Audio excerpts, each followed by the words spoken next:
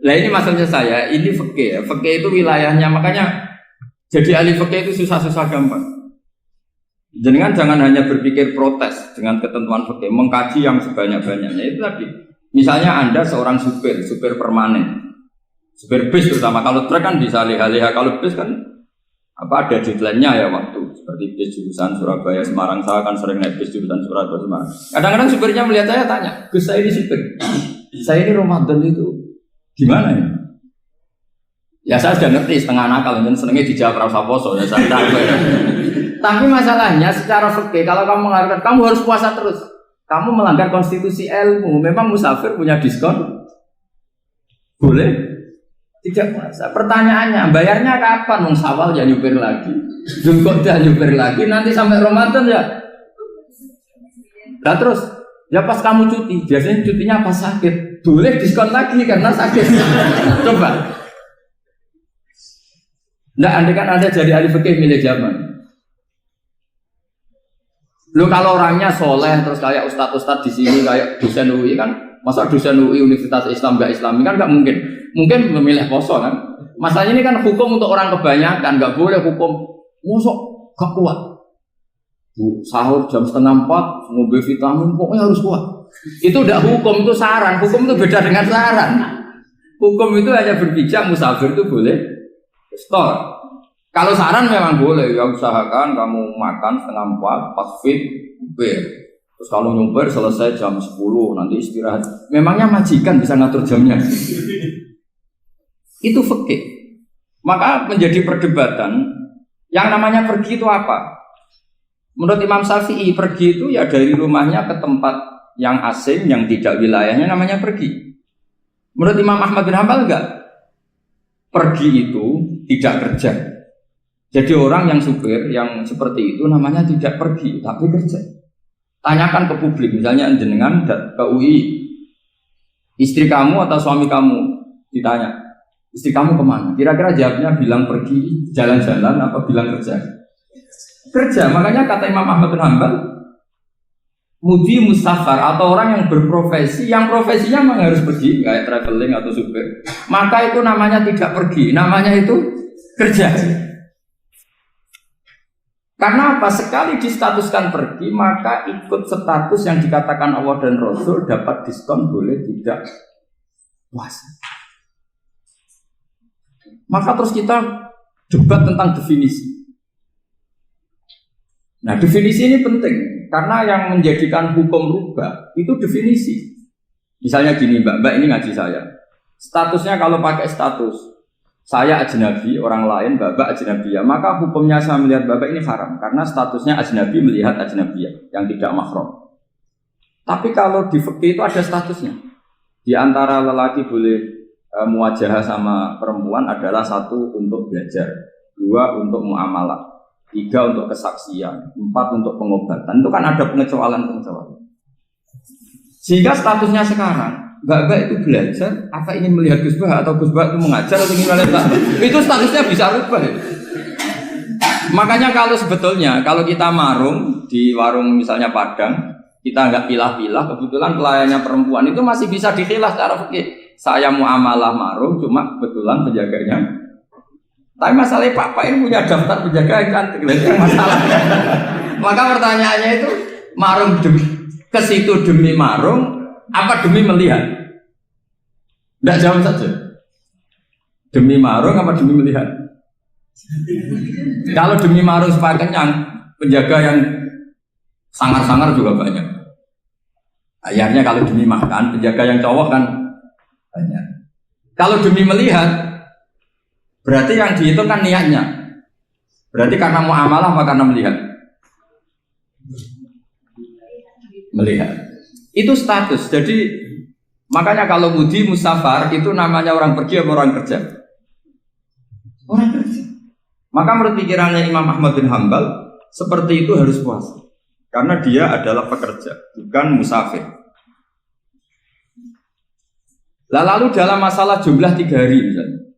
Kalau dalam fikih kita, nggak saya kenapa ngomong fikih terus ya, karena banyak yang melupakan fikih. Jenengan pergi haji. Zaman Nabi haji itu jamak dan qashar terus.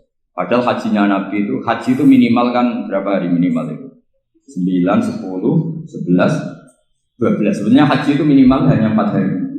Karena 13 Dzulhijjah bisa nafar apa? Awal. Kalau nafar awal berarti nggak ada kewajiban nafar sani. Berarti yang wajib betul kan 9, tanggal 9 wukuf di Arafah, terus 10 biasanya ifadah sama balang jumroh apa?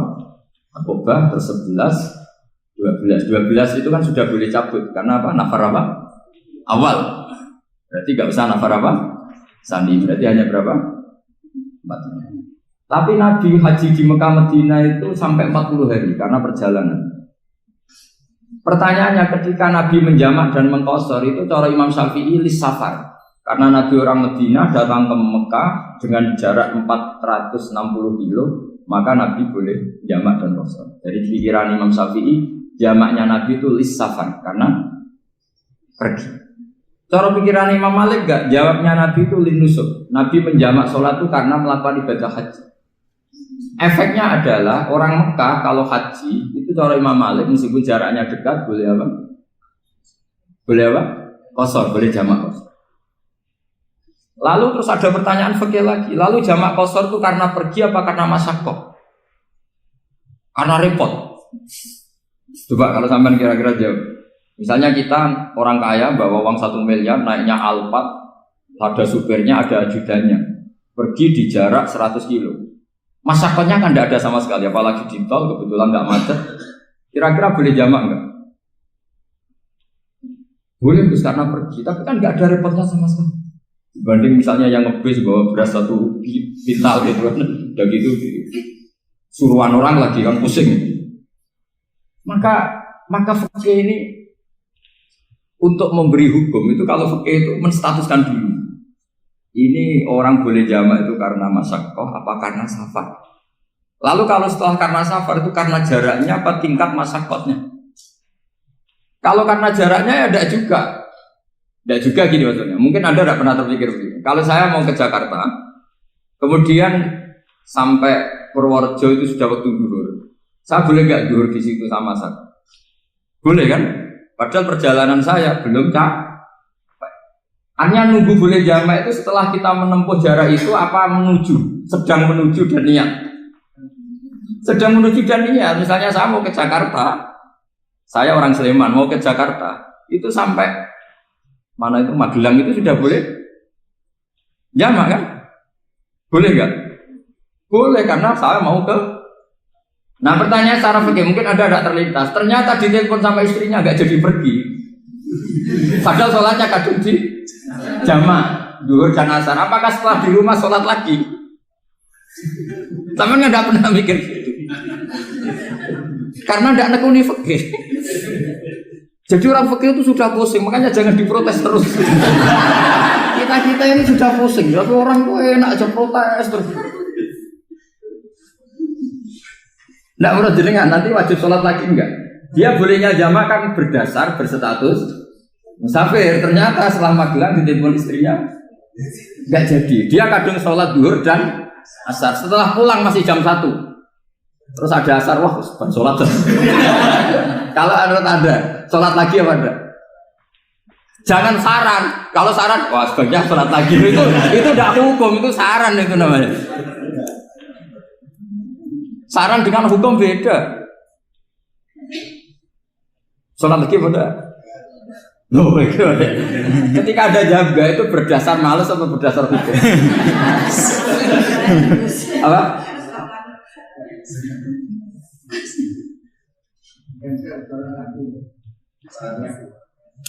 Nah kalau Anda sholat lagi, pertanyaannya gini, Allah itu tidak punya tradisi mewajibkan 2 kali.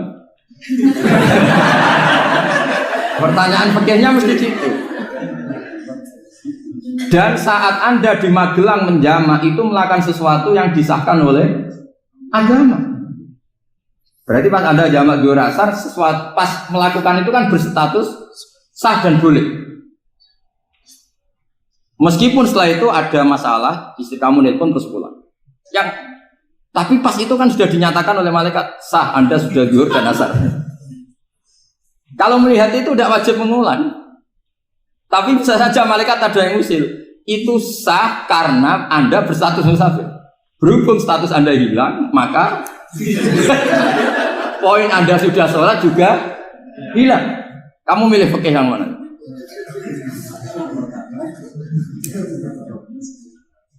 Jadi peneliti fikih itu beda dengan orang-orang yang mendengarin protes. Beda karena nekuni. Nekuni itu beda karena ada konsekuensinya.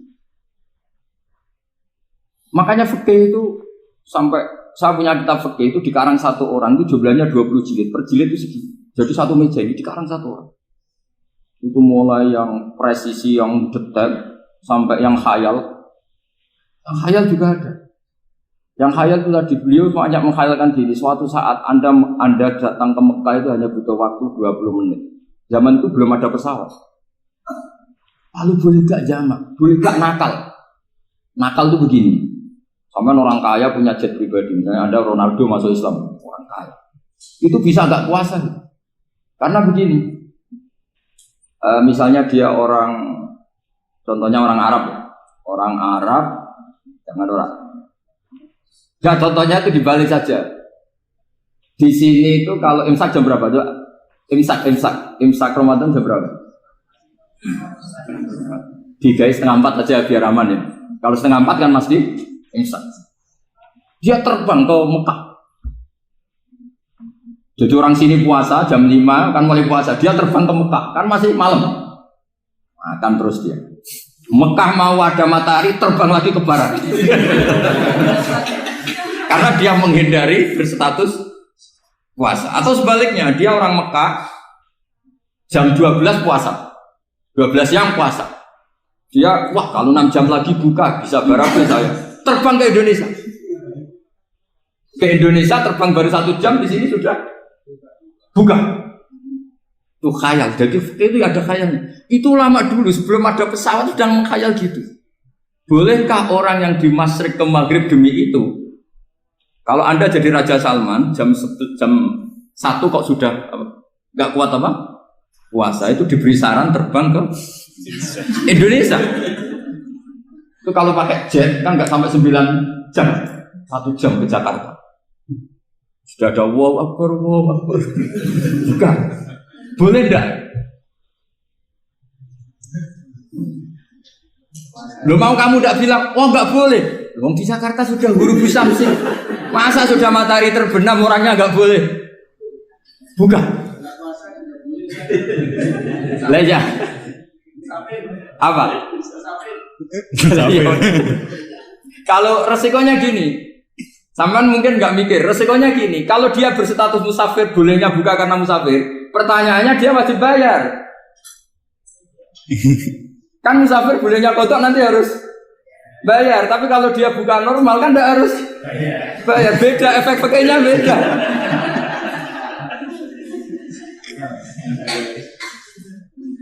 Sama jangan protes, Gus Baik gimana mau ngaji mana tidak senang. Ini kan ngajinya para dosen, para pegawai. Jadi harusnya itu jadi mufti, ngaji untuk jadi mufti. Bukan ngaji untuk mendengarkan. Jadi makanya saya mohon jangan sering protes sama ulama. Ulama sudah pusing. Karena efek-efek hukum itu tidak gampang. Kayak tadi misalnya, kalau dia boleh buka atas nama musafir, resikonya wajib bayar. Masalahnya Raja Salman ini mau enggak gitu. Dia inginnya. Maka pertanyaannya itu kitab yang milik saya tadi yang 20 jilid tadi. Ulama itu mulai dulu sudah membayangkan bagaimana kalau suatu saat ada satu kendaraan. Kenapa ulama bisa membayangkan itu? Karena ada buruk. Meskipun mereka enggak numpak buruk, hanya Rasulullah, tapi kan bisa membayangkan ada toyul waktu. Waktu itu bisa dilipat. Karena ulama dulu ahli astronomi, jadi bumi itu bulatnya gini, muternya gini. Berarti suatu saat ada satu ilmu di mana orang ngambil satu posisi terus melewati toyul waktu, ngalami lintasan waktu. Mulai dulu itu sudah dibicarakan. Pertanyaannya lalu status orang ini kayak apa? Misalnya tadi orang Mekah ingin cepat buka terbang ke Indonesia. Orang Indonesia menghindari imsak, misalnya 3:30, dia belum sahur. Wah kalau saya di Indonesia ini sifatnya sahur. Wah saya tak terbang ke Mekah. Enak kan terbang di Mekah ternyata masih jam 8. Wah bisa makan sepuasnya jam 8 malam maksudnya jam 20. Pan enak sih. Bar wareg balik ning Indonesia wis jam 1 siang. Jam 1 siang kalau ingin cepat buka terbang ke timur. Langsung buka. Berarti dia kira-kira puasa aja 3 jam. Tapi terus ya mungkin kalau sampean, lalu Gus sudah repot-repot ngono tinggal turu delok sinetron kok buka dhewe. Itu tidak hukum, saran itu namanya apa? Kalau hukum tetap tadi yang dikatakan puasa adalah imsak mulai jam imsak sampai hurubus. Lalu pertanyaannya lagi, hurubus samsi sampai imsak itu konversi jam apa nyata-nyata hurubus samsi? Kalau yang diliwati khatul istiwa itu nyata, fi'lan kalau dalam bahasa Arab fi'lan awaqiyan. Tapi kalau Anda orang kutub, saya sering kirim-kiriman surat sama mufti-mufti yang ada di Timur Tengah, di Eropa, konsultasi maksudnya. Orang kutub itu kan tidak ada matahari, tidak ada apa-apa. Jika kalau Anda baca kitab di kutub, mesti Gus Bak jangan pembohong. Misalnya orang kutub ngaji saya, kamu harus subuh sebelum matahari terbit. Sekali matahari terbit, waktunya hilang. Duhur setelah matahari agak ke barat. Asar kalau matahari terbenam, hilang waktunya. Mereka bisa bilang, mataharinya di mana? Maka pertanyaannya, boleh gak mengkonversi waktu untuk orang kutub? Jadi misalnya pola umum subuh jam 4:30. Berarti antara subuh dan qadha itu 1 jam setengah.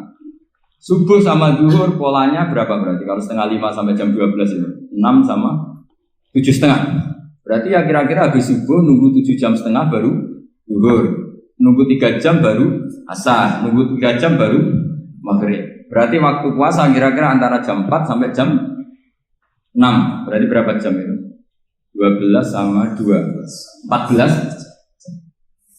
Oke, berarti orang kutub harus puasa 14 jam. Tidak bergantung waktu mata. Tapi ada lagi pertanyaan lucunya gini, lalu 14 jam Gus itu dimulai dari mana? Apa asal 14 jam? Apa harus ada konsensus setarnya? Masih ada PR lagi. Menurut kamu gimana? Ada konsensus setarnya dimulai jam 4 dini hari. Apa asal jumlahnya? Imsak 14. Mikir lagi kan? Itu di Denmark itu ada satu musim di mana siang terus sampai sekian bulan. Siang terus sampai orang sana itu capek. Kenapa ada siang terus? Logikanya kan tadi bumi itu saya juga belajar falak, belajar astronomi. Kalau tepaan kamu di sisi yang barat agak utara atau agak selatan, matahari ini nyentrong terus. Sehingga bumi molak-malik ya kamu kesentrong terus karena kita ini kan tepaan di katulis istiwa, di khotul istiwa. Sebenarnya khotul istiwa itu bahasa Arab dari kata khotul istiwa. Khotun itu garis, istiwa itu tengah. Lah, Islam itu oleh Allah memang dipilih di tempat paling top yaitu Mekah. Mekah Ka'bah itu surratul ardi. Jadi sebelum ditemukan ilmu astronomi itu Nabi sudah ngendikan Al-Ka'bah surratul ardi. Ka'bah itu pusarnya bumi. Sehingga di Ka'bah itu satu-satunya area yang terbebas dari medan magnetis.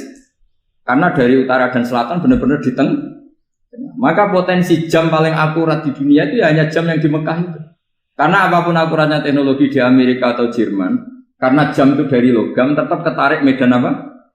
Magnetis, entah berapa 00, tetap kena. Misalnya jam di Jerman, lebih dekat mana kalau Jerman? Mesti ketarik medan magnetis, entah berapa kadarnya. Karena materi jam dari logam. Sementara di Mekah karena di tengah itu terbebas dari medan apa? Nah, sehingga yang segaris dengan Mekah kayak Indonesia itu semuanya khotul istiwa. Nah kalau khotul istiwa normal itu artinya ya 12 siang secara umum ya 12. Sehingga ulama Indonesia kalau ngaji itu lebih gampang, lebih tidak dianggap bohong. Karena ya ada terbitnya matahari, ada zawalus syamsi, ada hurubus syamsi. Coba kalau kitab itu Anda baca di kutub utara sama kutub selatan, murid kamu bingung semua. Ini gimana Ustadz? Tidak ada matahari kok semuanya diukur pakai matahari. Lalu pertanyaannya dikonversi kan? Pertanyaannya kalau dikonversi pakai apa? Asal 14 jam apa harus sepakat dimulai jam berapa? Milih mana? Milih sepakat. Pertanyaannya kalau sepakat, ukurannya siapa yang jadi ahlul halli wal aqd?